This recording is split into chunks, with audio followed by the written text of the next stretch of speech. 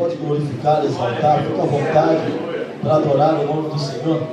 Mas eu só peço um pouco da sua atenção nesses minutos. Eu não vou me demorar muito, mas tem a palavra de Deus que está queimando no meu coração.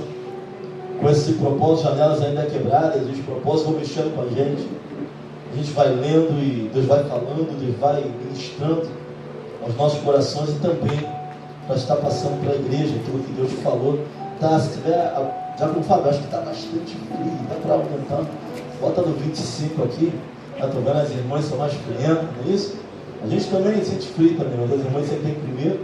Então bota no 25 aí, nos ajuda. Bom? Cheirinho.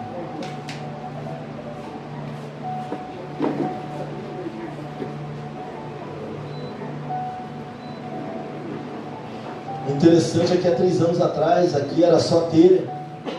E o sol batia e vinha aqui na mesa de som. E os irmãos quase de uma época de calor. Os músicos no altar eram o ponto daqui. Deus foi bom, os irmãos fiéis. Hoje a gente pode sentir frio, botar o casaco. Glória a Deus. Glória a Deus por isso. Louvado seja o nome do Senhor. Janelas ainda quebradas, santos sem expressão e santificação. O autor dessa carta, aos Coríntios, foi Paulo. Essa carta é destinada aos crentes da igreja de Corinto e para todos os cristãos que estão no mundo. Não só para eles, não só para aquela época, mas para nós. É uma carta tão atual. Parece até que ela foi escrita ontem. Parece até que ela foi escrita para IVEC, para Batista, para Universal, para as igrejas de hoje. Tão atual que é essa carta. A carta ela tem um propósito, quando Paulo escreveu essa carta. O propósito era de identificar os problemas da igreja, na igreja de Corinto, oferecer soluções, ensinar aos crentes como viver para Cristo uma vida em uma sociedade corrupta. Você perceber, não é nada diferente daquilo que nós estamos vivendo hoje. Paulo ele recebe relatos de alguns dos problemas que a igreja estava enfrentando: inveja, divisão, imoralidade sexual, fracasso ao disciplinar os membros. Tudo isso a igreja de Corinto estava enfrentando naquele momento. Esse relatório ele vai ser comunicado no versículo 11. Ele vai falar que recebeu notícias da igreja, de alguns da família de Cloe. Eu quero aqui chamar a atenção para os irmãos que o que os da família de Cloe fizeram não foi fofoca, porque fofoca não tem nome de remetente.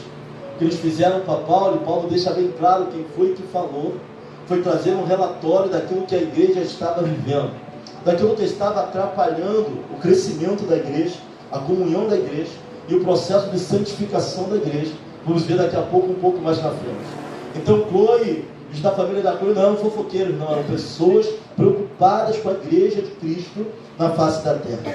Porque o fofoqueiro de verdade, ele não quer que o nome dele apareça, mas alguém que é zeloso não está preocupado se o nome dele vai ser mencionado ou não. Ele sabe a quem serve, ele sabe a direção, e ele sabe para quem vai falar. Ele vai falar para alguém, Cloe, a família de Cloe, vão mandar um relatório para Paulo, alguém que poderia resolver, alguém que queria entrar na brecha, alguém que queria brigar para que aquilo ali fosse modificado. Sabe, o fofoqueiro ele vai falar assim: olha, está acontecendo isso, mas não coloca o meu nome não. Ó, está acontecendo isso, mas não diz que fui eu que falou. Olha, está acontecendo isso na igreja, mas não bota o meu nome não. Eu não quero que o meu nome seja revelado. Mas alguém que é zeloso e usado por Deus não está preocupado com isso. Família de Cloe vai mandar um relatório. Quem quer solução para a igreja local, compromete o seu nome, para que as coisas possam mudar. Isso é muito sério aquilo que estamos falando aqui. Quem quer solução para a igreja, quem ama a obra de Cristo, compromete até mesmo o seu nome, para que as coisas possam mudar. Então a família de Cloe vai mandar um relatório. O relatório chega até Paulo. E como Paulo vai lidar com isso? Relatório que fala de divisão. Um relatório que vai falar dos motivos da divisão. Um relatório que vai tratar de desinformação e imaturidade. Porque metade daquelas guerras também eram desinformações. Pessoas não informadas. O achismo, o evangelho estava operando na igreja de Corinto. Porque o que nós temos que viver, na verdade, não é o evangelho, aquilo que eu acho, é aquilo que a Bíblia diz. Quem segue a Cristo, o pequeno Cristo, o cristão, não vive de achismo, vive daquilo que a palavra nos conduz. Então Paulo agora vai ter que lidar com tudo isso. Imaturidade, divisão, dissensão, disse-me-disse, partidarismo. Tudo isso está acontecendo na igreja de Corinto. Como é que Paulo vai lidar com essas questões? Ele vai se preocupar. Alguém tem que se preocupar. Ele vai exortar. Ele vai orientar. Paulo está pregando coisas que estão acontecendo na igreja. Paulo fica sabendo do que está acontecendo na igreja. E Paulo vai mandar na carta, e a pregação de Paulo é de coisas que acontecem na igreja. Porque tem gente que fica chateado. Está acontecendo isso na igreja, o pastor está falando de púlpito. Quem inspira é o Espírito Santo, mas a demanda é da igreja. Pregar aquilo que acontece na igreja é bíblico. Paulo fica sabendo da confusão dos problemas. E Paulo vai pregar o quê? As demandas da igreja. Se eu estou pregando para a igreja, são demandas da igreja. Se a igreja sai da direção, o Espírito vai inspirar pessoas a pregarem demandas da igreja, realidades da igreja, aquilo que a igreja vive no seu cotidiano. Isso é bíblico. Tem gente que fica chateado. O pastor está pregando sobre isso no púlpito. Eu vou pregar o quê? Vou pregar sobre o TikTok, sobre o Instagram. São as demandas da igreja. Fala para o irmão assim, aquilo que a igreja vive. Tem para onde correr disso, irmão. Paulo vai trazendo uma carta, e a pregação dele é em cima dos problemas da igreja. E ele fica sabendo dos problemas. Esse problema da igreja não é revelado a ele pelo Espírito Santo. Quem é que manda o problema para ele? Os da família de Cloe, aqueles que estavam lutando pela igreja. E agora, inspirado pelo Espírito de Deus, Paulo vai trazer uma palavra à igreja, as demandas da igreja. Nós temos que subir aqui e pregar as demandas da igreja de Cristo. É isso que nós temos que fazer. Não tem que estar chateado, mas não levou aquele problema, porque às vezes nós estamos incluídos na história, mas nós pregamos demandas da igreja, inspirados pelo Espírito de Deus. Então isso chega. Paulo está inspirado. Vai trazer uma solução em Deus para aqueles problemas. Vamos acabar aqui com o misticismo. Alguns vão falar que Paulo se chamava Saulo. Saulo, o nome dele mudou para Paulo. Mas essa questão aqui é uma questão apenas de linguística. Nome judaico, Saulo. Romano, cidadão romano, tinha cidadania romana. Paulo. Questão de linguística. Só isso.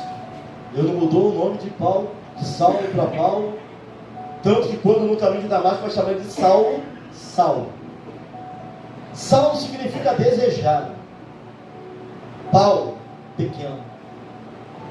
Paulo, de repente, algumas vezes, alguns vão dizer que ele vai se intitular como Paulo, por agora está sendo menor dos apóstolos, e se sentir pequeno diante dessa grande obra. Ele vai abraçar esse nome romano, latino, para quem era judeu, de Saulo, de desejoso, desejado, para pequeno.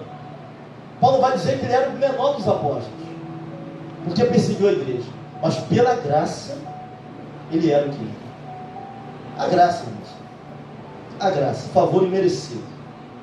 Versículo 12, vai falar mais das divisões. Nós olhamos para o versículo 12, Paulo vai dizer que é o seguinte: o motivo das divisões. Eu sou de Paulo, é um dos motivos. Paulo, fundador da igreja. Eu sou de Cefas ou Pedro, eu sou de Pedro. Alguns tinham ouvido Pedro pregar em Jerusalém, falaram que eram de Pedro. Outros, eu sou de Apolo. Quem foi Apolo? O eloquente pregador. Teve um ministério dinâmico ali na cidade de Corinto. Atos 18, 24 vai falar de Apolo.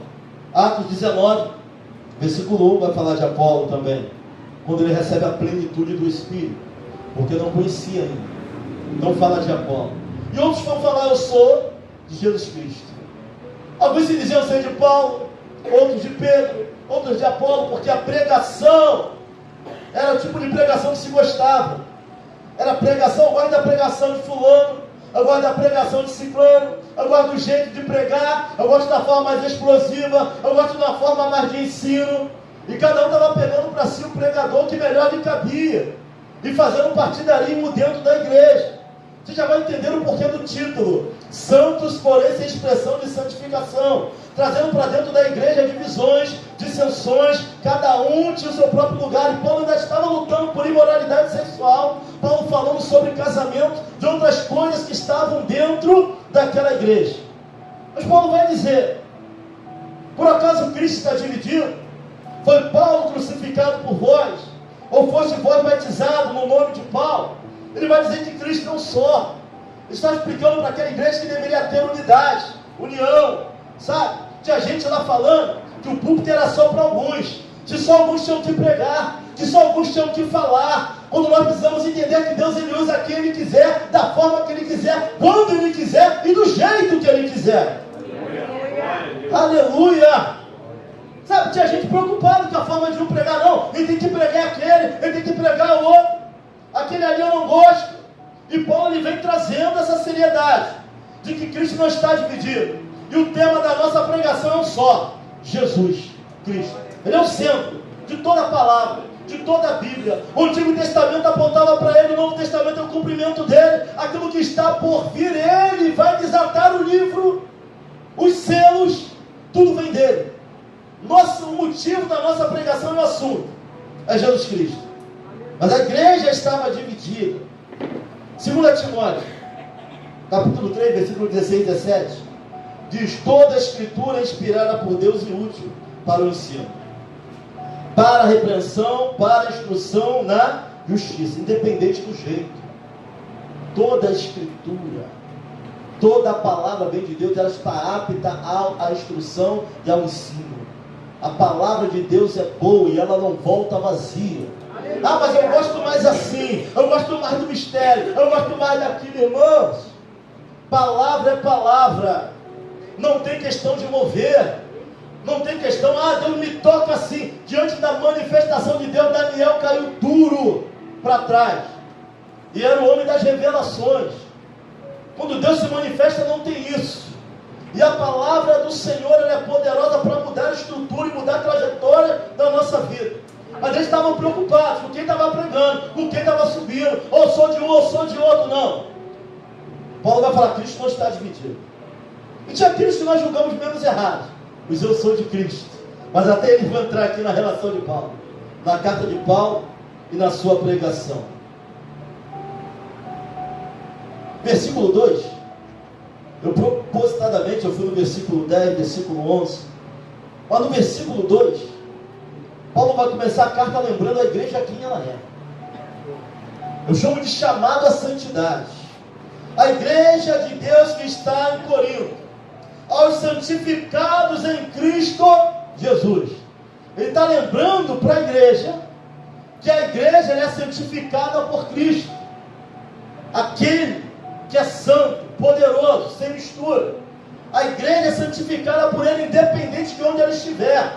Isso é para a igreja aqui em São Mateus, é para a igreja lá em Éden, é para a igreja lá em Manaus. Se é a igreja de Cristo, é santificada por Ele.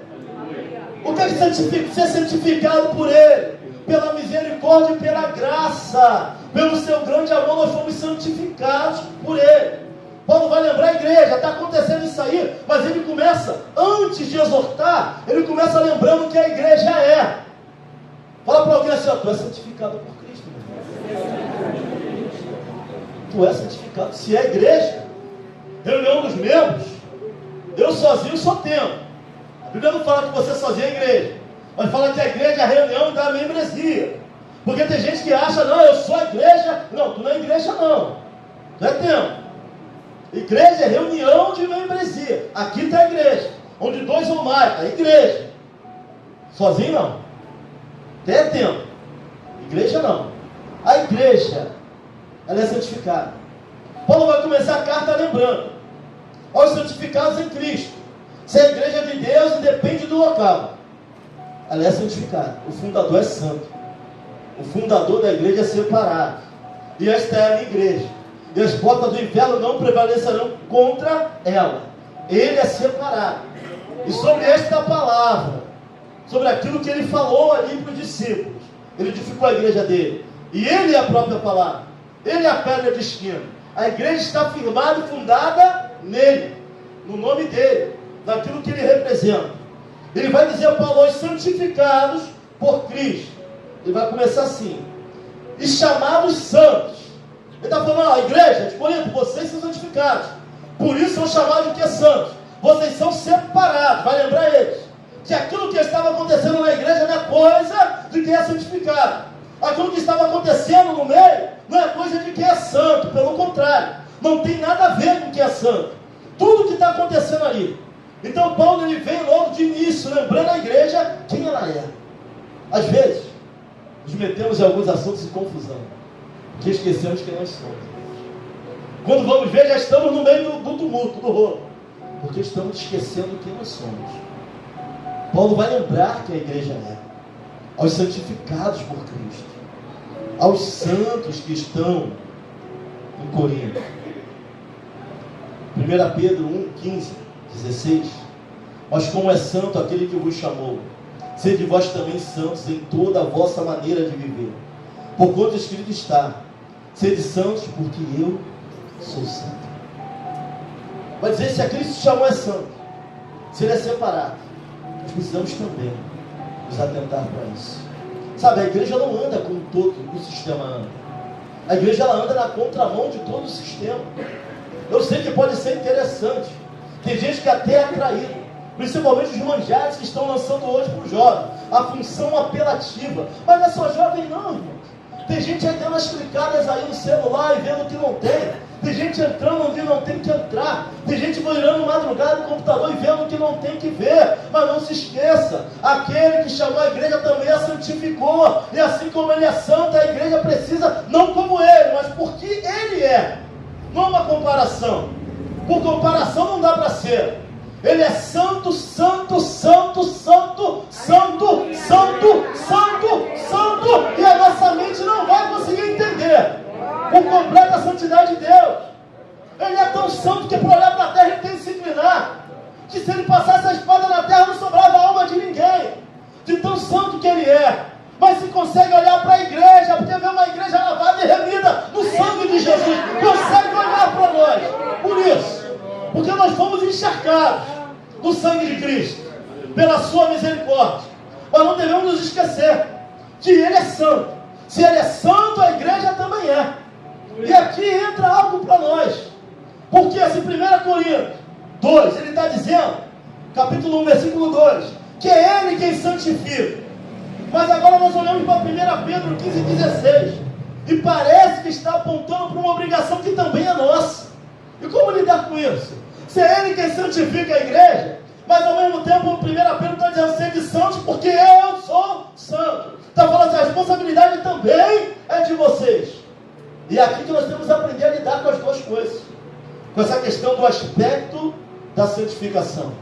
Porque a Bíblia vai apontar algumas vezes que quem santifica é ele. Mas outras vezes vai dizer que nós temos que ter postura de santidade. Nós temos que nos separar e buscar separação. Agora olha para o irmão e fala assim, agora, fala para ele. Como é que a gente faz?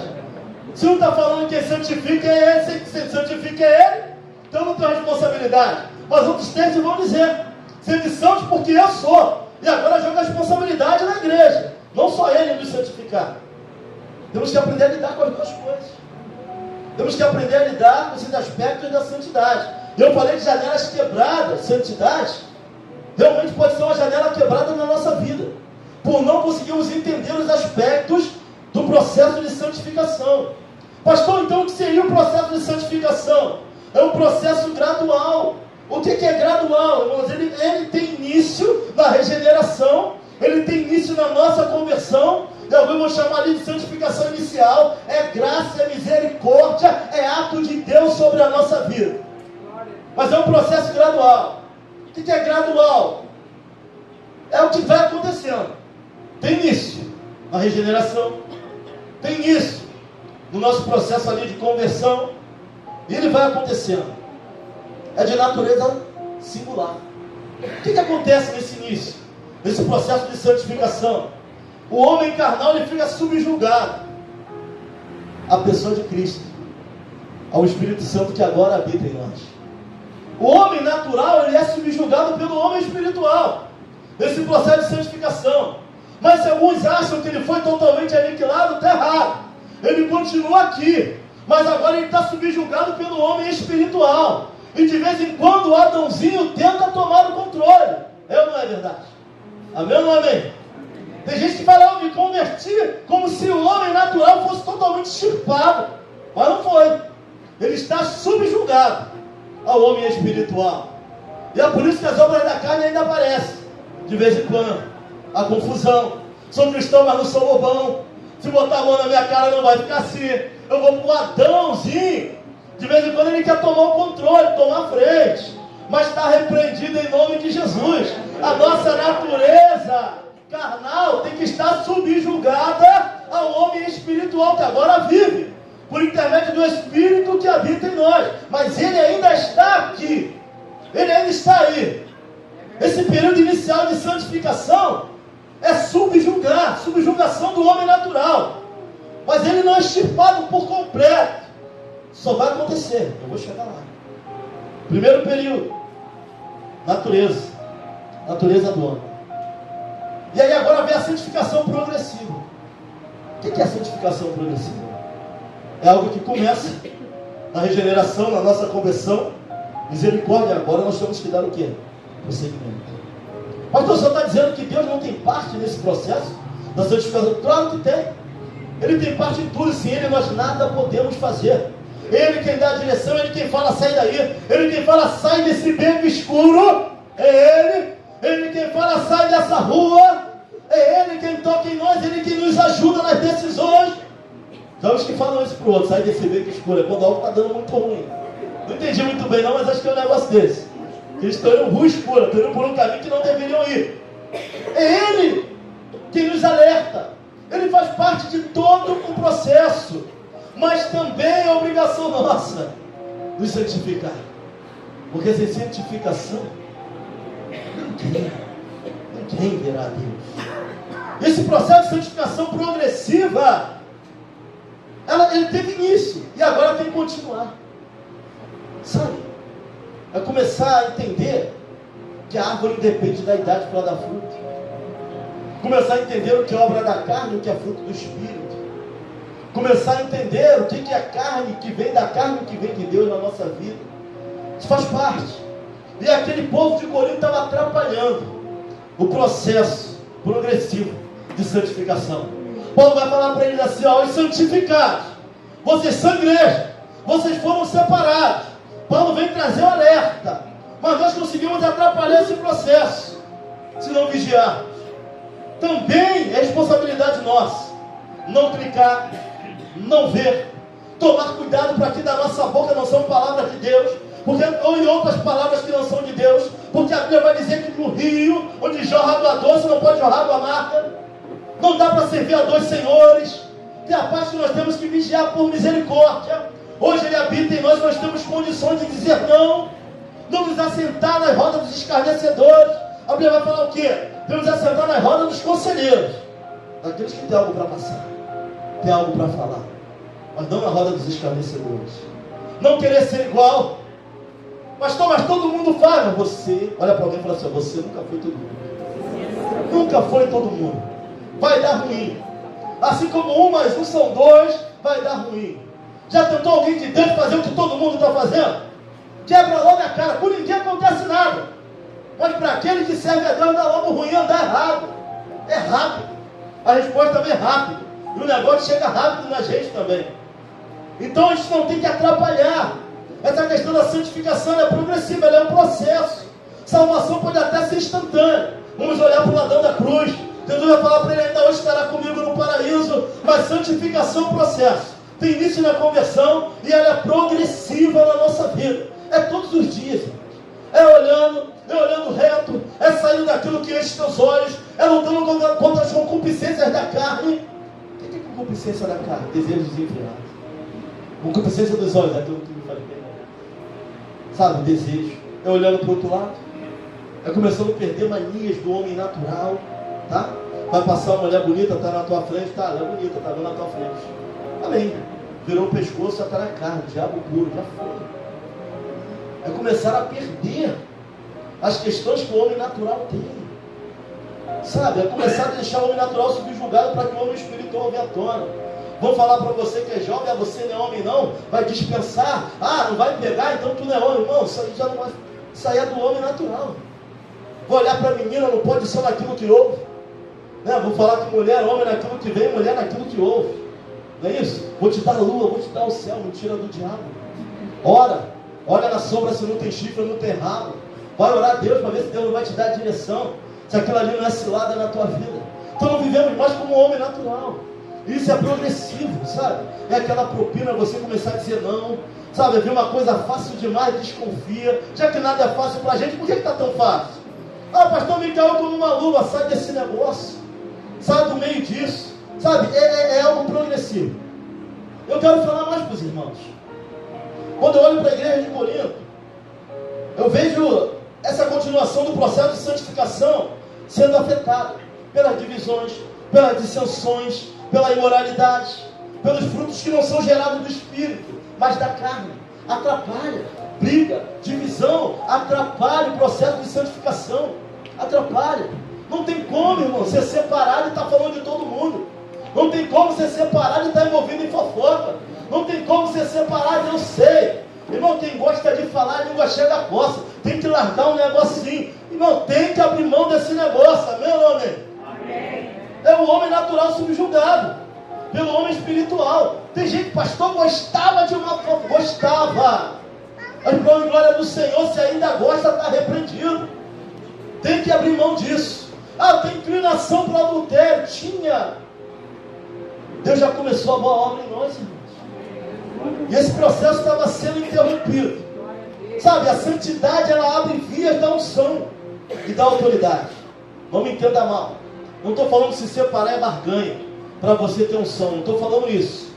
Mas não querer a santificação é rejeitar uma particularidade de Deus. Guarda isso. Se de tudo que foi pregado aqui você lembrar disso, abrir mão da santificação é rejeitar uma particularidade de Deus. E qual é? Ser de santo, é a particularidade de Deus. Não atentar para isso é fazer pouco caso com uma particularidade daquele que nos chamou das trevas para a sua maravilhosa luz. É abrir mão, é rejeitar. E quando eu rejeito essa particularidade, pode me atrapalhar na via da unção e da autoridade. Você não vai ver ninguém misturado demais ter autoridade. Autoridade de Deus. Ninguém misturado demais ter unção. Você não vai ver ninguém envolvido num problema conseguir resolvê-lo, porque está envolvido nele até a cabeça. A via da autoridade, a via da unção pode ser sim comprometida quando não há santidade. Não estou falando que é barganha, mas é atrapalhar o que Deus, através da sua graça, deseja fazer em nossas vidas. Ou seja, abrir mão da santificação, a santidade, daquilo que nos cabe, é rejeitar uma particularidade do próprio Deus, que é a santidade. Ser santo, porque eu sou santo. Pastor, não dá para evitar que pensamentos passem na minha cabeça. Não dá para evitar que o passarinho pouse na tua cabeça. Não dá para evitar que ele faça ninho na sua cabeça. Só vai fazer ninho na nossa cabeça a gente deixar. Pode até passar. Vontade é coisa que dá aí. Ó, irmão, fique firme na presença do Senhor. Sabe, receba autoridade para dizer não. Receba autoridade para caminhar. Receba autoridade para se santificar cada vez mais na presença dele. Aquilo que nos cabe, aquilo que nos couber, fazemos a vontade do Senhor. Glória e glória do nome dele. Sabe, alguma vez eu estava viajando, eu chegava na Ribeira, lá em Manaus, e o pessoal tudo se arrumando, depois de 10 dias de navio, 10 dias, de Manaus a Tabatinga. Chegava em Manaus, o navio atracava. Eu olhava, vi o GT da Salvação. GT é grupo tático da salvação. Pegava os irmãozinhos todinho, de mais novo na fé, então, misericórdia. Quase já arrumando para ir para a noitada, eles pegavam por aqui, ó, vamos para a igreja, tem uma igreja ali para a gente. Tem igreja para a gente hoje. juntava uns 10, 15, 20, levava para a igreja. Chegava lá, anunciava a gente como um conjunto não vou falar o nome, você sabe, anunciava a gente lá, e a gente louvava a Deus, no conjunto nada, não tinha ensaiado nada. A gente pegava cada um de um navio que era cristão e juntava, porque se deixasse solto, bastava uma noite na rua. Voltava tudo. A santidade ficava em xeque, a separação ficava em xeque. Então sempre tinha algum cristão de culto, fazia culto, para não perder os jovens que estavam começando a caminhar ali na igreja. Santidade é coisa séria. E abre portas que não deveriam estar, ou melhor, a falta dela vai abrir portas que não deveriam estar abertas.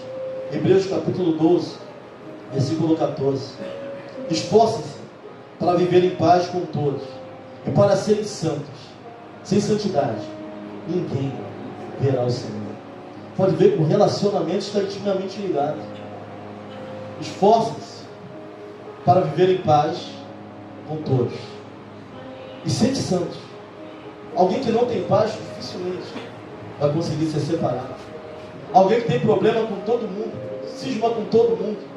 Sabe o que vai dizer aqui no versículo 15? Cuidem que ninguém se exclua da graça de Deus.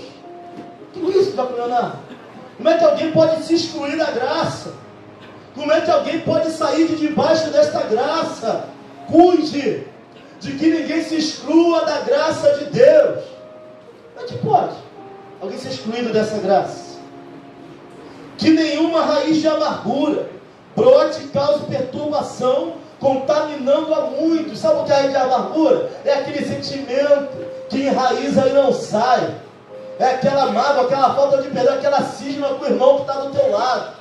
Tudo que ele fala é para você, para onde ele olha para você, tu não vai com a cara dele quando tem oportunidade fala mal dele. Isso é raiz de amargura.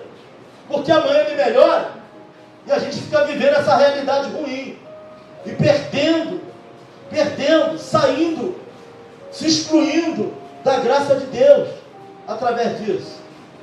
Novamente, santidade relacionada antes vindo o relacionamento. Se não houver um bom relacionamento, não houver comunhão, não houver unidade na igreja, também não haverá bênção de Deus da forma que deveria, naquilo que Deus quer fazer no seu todo, no completo, através da vida da igreja. Sabe, sentimentos ruins, perdoar é muito difícil. Mas a Bíblia não fala assim, se sentir perdoa. Na verdade, o perdão não libera a pessoa de você, libera você da pessoa. Quando nós liberamos o perdão, nós estamos nos dando a chance de continuar vivendo. Não é para ele não, é para você, é para mim. Quando eu perdoo, estou dizendo, olha, isso aí, até machucou, tem até marca, mas não dói mais. E se bater também não abre. Nós podemos continuar a nossa vida, não é para o outro não. A raiz de amargura pode nos excluir, isso é sério, da graça. Quando Paulo vai dizer que quem poderá nos afastar do amor de Deus? Vai falar de principados, vai falar de potestade, vai falar de males do presente, vai falar de males do futuro. Mas quando eu olho para Hebreus capítulo 12, 14, versículo 15, que ninguém se exclua da graça de Deus, que não haja nenhuma raiz de amargura dentro de nós. Sabe, se houver, que Deus possa te curar por honra e glória do nome dele. Santa Ceia, diante de meia-noite, de liberar perdão, irmãos. De voltar lá na cruz do Calvário. É noite de entendermos as duas faces da cruz. A cruz tem duas faces. Justiça. Se alguém pecou, foi julgado, alguém teve que pagar. E amor. Ele morreu para que tivéssemos vida e vida em abundância.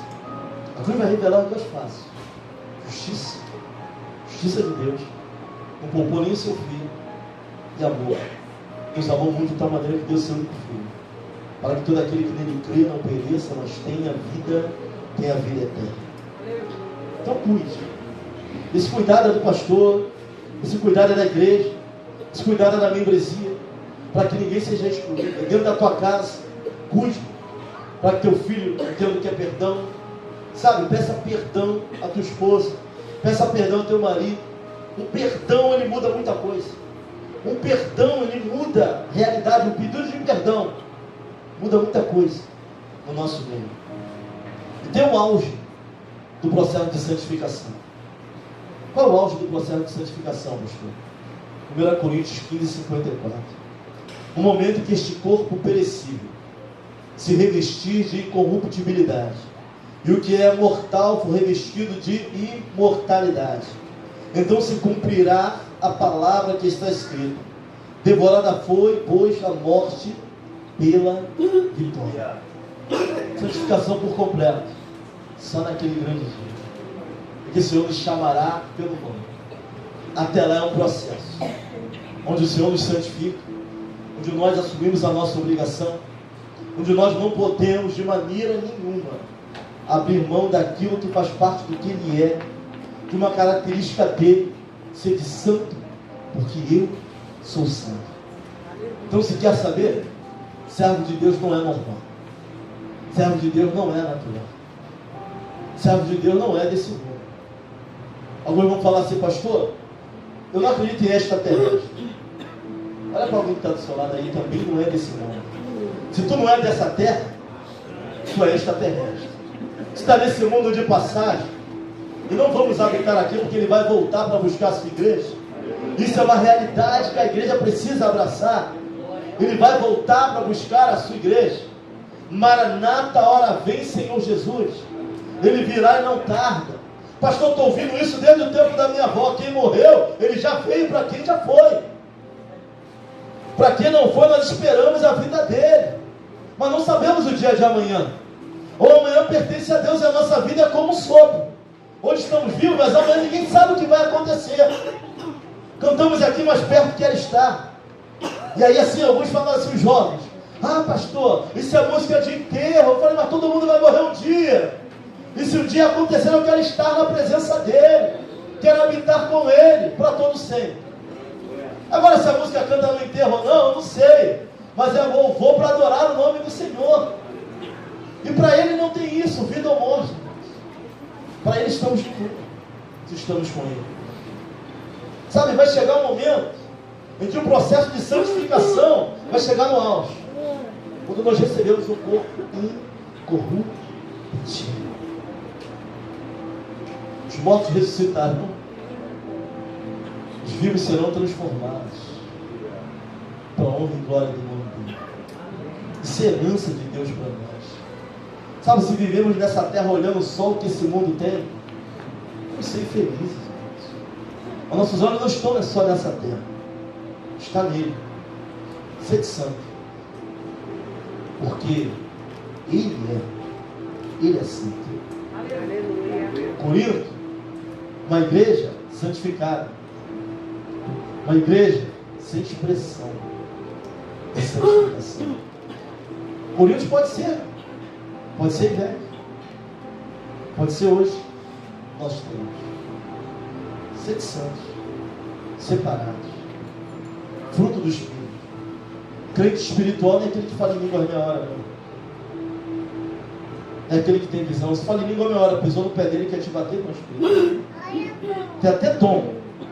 Crente espiritual, ele tem fruto do Espírito: longanimidade, temperança, domínio próprio, mansidão, amor. Isso é cristão espiritual. Santidade abre esse viés. Se separar do que se fala. Domínio próprio começa na língua. Controla a língua. Vai começar a exercer domínio próprio. Deu vontade, mas não falou. Pensou, vai orar. Falou de alguém, vai orar por ele. Faça igual da família de Glória. Dar relatório é louvar. Falar mal do outro, não. Isso afeta a santidade e o processo dentro da igreja. Sede santo, porque eu sou santo. Característica dele: santidade.